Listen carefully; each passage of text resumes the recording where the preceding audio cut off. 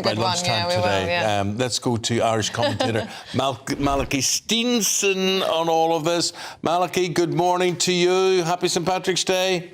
Good morning, Eamon and Eddie. Happy St. Patrick's Day to you. And what does it mean to you? Well, unfortunately, in Dublin particularly, St. Patrick's Day is now just another woke festival. It's very little to do with Irish culture. It's more about diversity, multiculturalism, and in fact, anything except being Irish or what traditionally was Irish. And I mean, that's one of the sad things about it. And the biggest parade today in Ireland will be in Dublin. And I know many people now who won't go into that today, mainly because they disagree with the woke liberalism that's in it, but also because of the threats which are being taken seriously by the security forces against that parade by Islamic Jihad, which internationally they have threatened a number of events, including the Dublin parade. And, you know, unusually now for a parade of that type and a festival type event, all of the litter bins, for instance, are now sealed in the city centre, which is, you know, hardly representative of a modern democracy happy with itself. Malachy, I'm fascinated to listen to you. Incidentally, I went to a St. Malachy's College, so therefore your name's very prominent in my mind. And, you know, again, we celebrated things Irish and whatever. I wasn't aware of this wokeism. What form does it take? How are they diluting St. Patrick's Day and what it stands for the Irish? Well, if you look at, say, this period, say even Lent, a Christian tradition, no mention from any government ministers in relation to that. Yet all of the Islamic or Indian festivals are all promoted, like Ramadan and Hoffi, are promoted by the political class. Even if you look at the footage you had from the Belfast parade there, now, understandably, there may not be tricolours a part of it in the north, but you have plenty of rainbow flags. And what we have done in the 26 counties is we seem to have, or the political class and the NGO class have replaced the tricolour with either LGBT flags, Ukrainian flags and Palestinian flags. You will be very unlikely to see tricolours around, you know, in the parade itself, while people watching it will have it.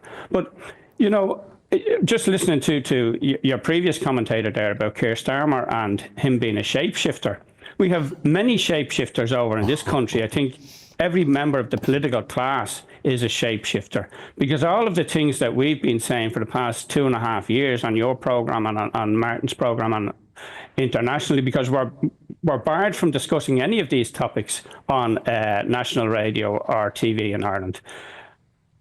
We have Micheál Martin admitting that the vast bulk of people coming into our country are not asylum seekers, but economic migrants. We have the admission the other day from the government that they were told that they wouldn't reach their housing targets of 40,000 for last year, that the figure would be 30,000, yet they continued to lie to the people in the November election in relation to that.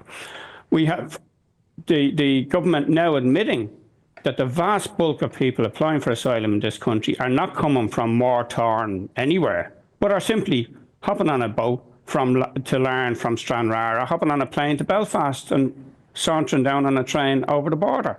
But what we have done, and all of the things, and you recall we were called fascists and racists and all these demeaning names, we have shifted the Overton window so that everything we have said, which we knew to be true at the time, the political class are now, for some reason, agreeing with.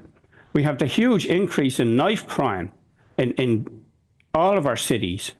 And, you know, we've always had a crime problem in Ireland. You know, we've always had particularly drug-related crime, but it wasn't the randomness. People who are generally shot during drug feuds, etc., have some involvement in the trade. But what we have now are random stabbings mainly. And indeed in Belfast last week, there's a stabbing, a random stabbing that's been investigated as an Islamic attack. So, you know, our cities are not safe. But Malachy, we're going to say goodbye to you now. We're out of time, unfortunately. But I just want to say it's not the conversation I thought we were going to have. But I would say this to you, and I'm not disagreeing with anything you've said. You've suddenly opened my eyes, and I realised this. And the whole idea of, politicians love to celebrate Eid and Festival of Lights and all these sort of things, but no one ever stands up and says, "Oh, it's Lent for the next 6 weeks." And that's big in the Christian calendar and all that sort of thing.